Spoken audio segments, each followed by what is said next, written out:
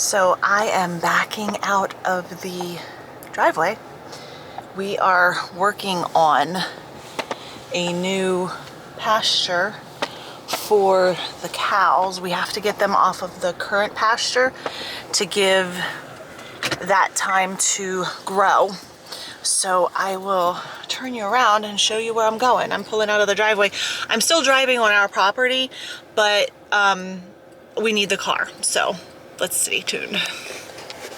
So I'm gonna go down here and see what we've got going on down here. I'm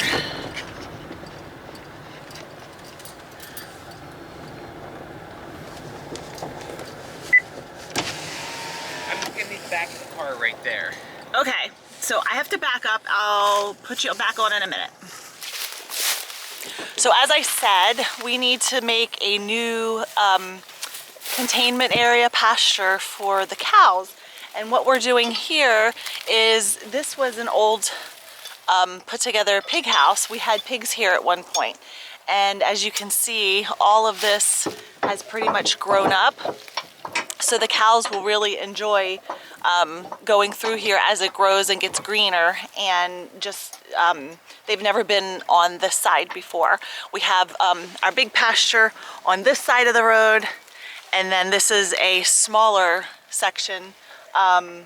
There's what, Darren, here, 2 acres? Yeah, about that. There's about 2 acres here on this side, adjacent to the approximate 2 acres that the house is on. So we're gonna open this up and put the cows over here. So this is our first pig house that we've ever had, and it's not pretty. The pigs don't care. Almost all of the materials for this house were an old fence that we had, that we built when we moved into our old house in 2002. So pressure treated lumber can last a really long time. And this pig house was actually moved twice at the other place. I built it, and then it ended up being too big, so I cut it down and we moved it on that property. And then I disassembled it and moved it here, and it's been at 3 different locations on this farm. We're not gonna use it for pigs anymore, but I think it might actually make a good livestock guardian shelter. Our one dog, livestock guardian dog, doesn't ever want to go inside when it rains, and she looks miserable. Whether or not she is, we're not sure. But I'm thinking she has a house that we have when she's outside, but I'm thinking she may like the more open design of this. It'll give her a nice area to get inside, and she can still really see everything outside. So the way I moved this was down in the muck, and you can see over here all this, there's a combination of the pigs piling up the muck and groundhog was in here, but it was buried deep. Look back there, there's some pretty deep mud, pig muck, and I'm going to, it's not sturdy enough to move this thing just by pulling it. So I have this 4x4 sled, these old 4x4, 16-foot 4x4s, and I jack it up onto there, and then I hook to it and pull it. And so far it's worked every time. So we're gonna give it a try one more time and see how it works for us.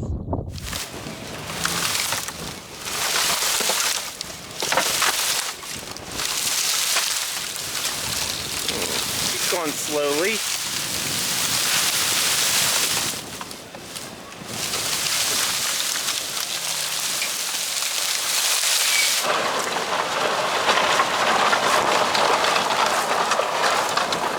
Sled managed to hold up, and we got it into place. And there's Clarabelle checking it out. My guess is they're gonna rub all over it, but it should hold up. So I thought it would be nice. We finished moving the the former pig house into the big pasture, and I thought it would be nice if we went into the barn and took a look at the new babies. I can let you see, let me turn you around, let you see the barnyard here where all the ladies are. They're all happy, sunning themselves. They are all fond of laying out in the sun. It's chilly today. I think it's about 30 or 32 degrees, but they don't mind. They have those nice fleeces of wool, as you can see, and it's a bit windy. Oh, there's Mr. Snow over there. So let's take a walk up to the barn and see the babies. Okay, here we are in the barn. Everybody's gonna have a voice now. This is Amy. She had 2 ewes, which is 2 girls. They're nice and big. They're so pretty. This is S'mores. Hi, S'mores. And she had a ram and a ewe. They're over here. Oh my gosh, they're so fuzzy and cute. And then back here is Hope. Hope is the one, she's the mom. We found her outside in the cold when she was born. She has a ram and a ewe. And then I'll take you over to see the very newest of the babies. This is Bambi, and Bambi was a bottle baby. And here are her 2 babies.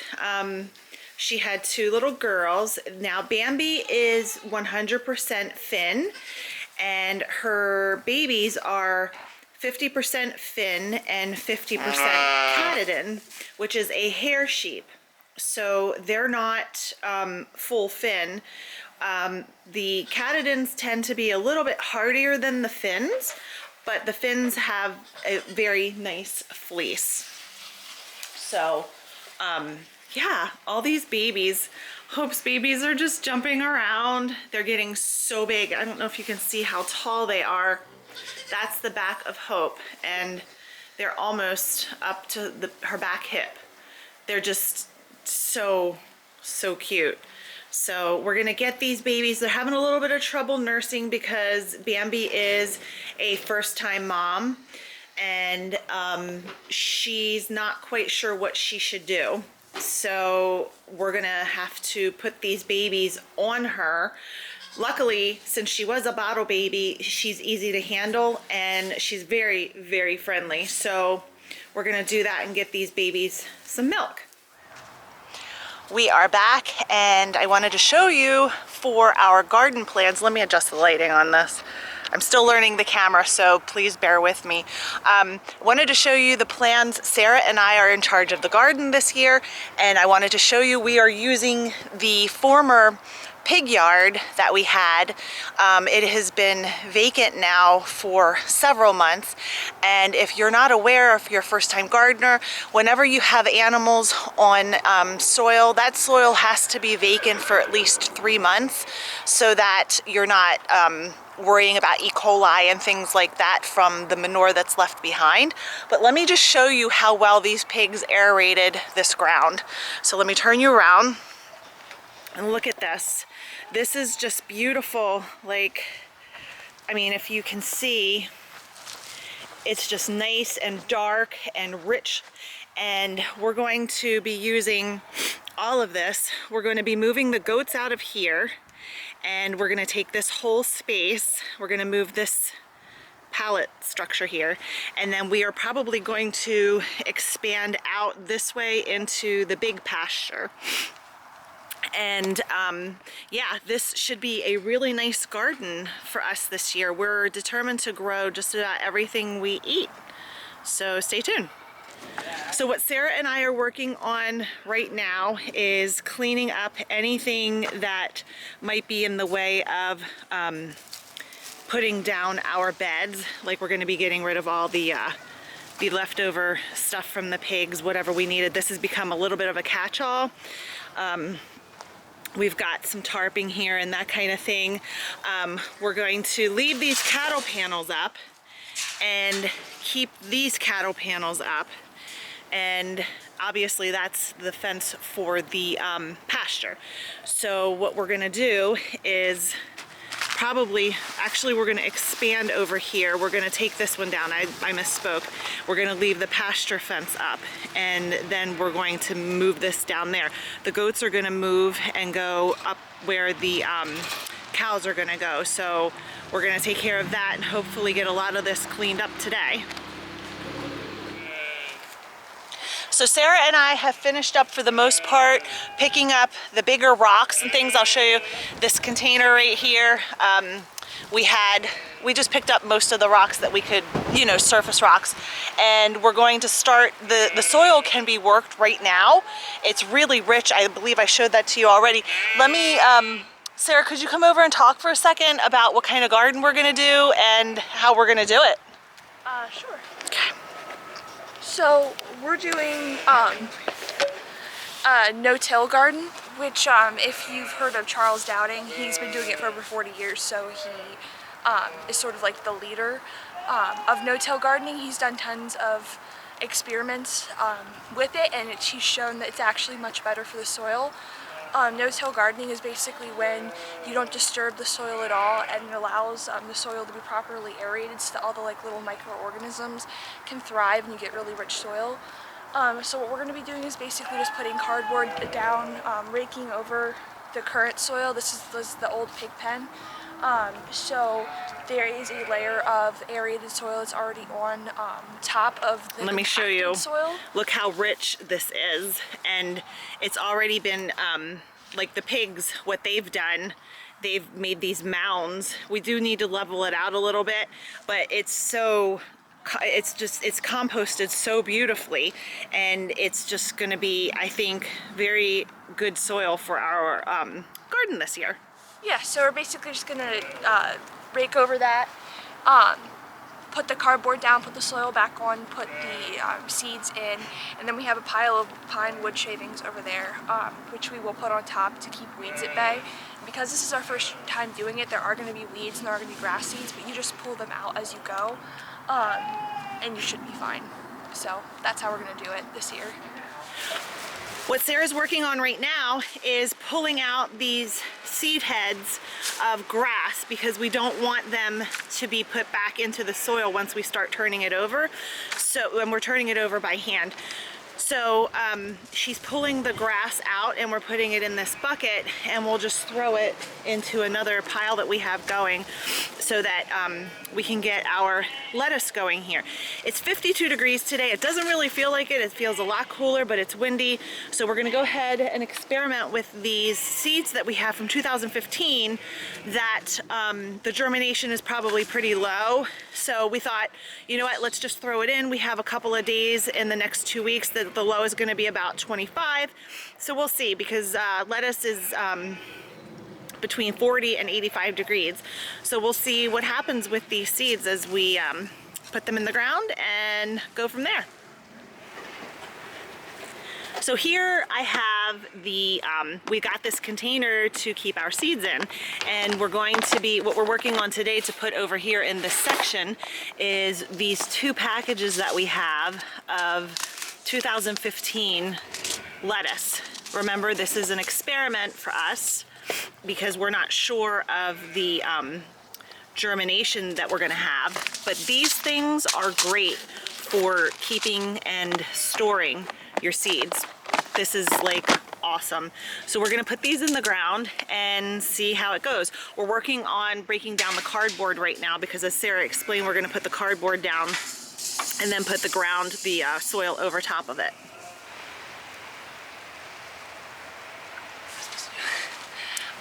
So you want to make sure that if you feel down to where your cardboard is, this is probably about 6 inches. A typical raised bed is like 2 feet of compost / manure. But for lettuce, it's pretty shallow rooted, so it doesn't need a huge amount of compost. And plus, this is an experiment, so we're gonna see. These are kind of like a loss leader for us. Because we're, like we said, they're from 2015, so we're not even sure if they're gonna germinate or not. So the next step is putting the seeds into the ground.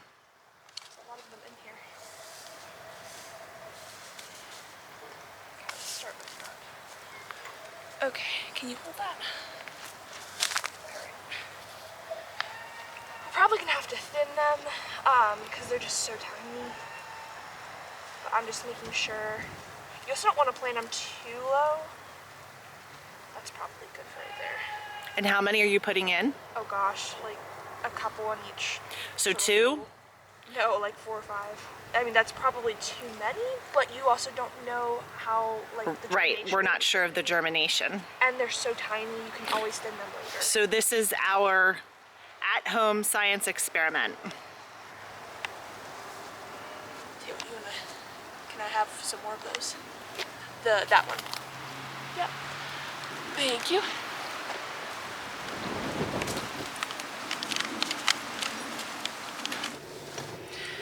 So we are in the car again. Darren, do you want to say why we're in the car again? We're going on another animal scouting adventure. If all goes well, we will let you know what it is this time. So again, stay tuned. So we are on our way home from our little adventure today, and I do believe we will be adding to our farm family here shortly. As soon as we make that happen, we will share it with all of you. So we'll see you next time. I'm gonna end the vlog here. Take care, thanks for watching, and please subscribe and share our channel so you can help us grow. Bye-bye.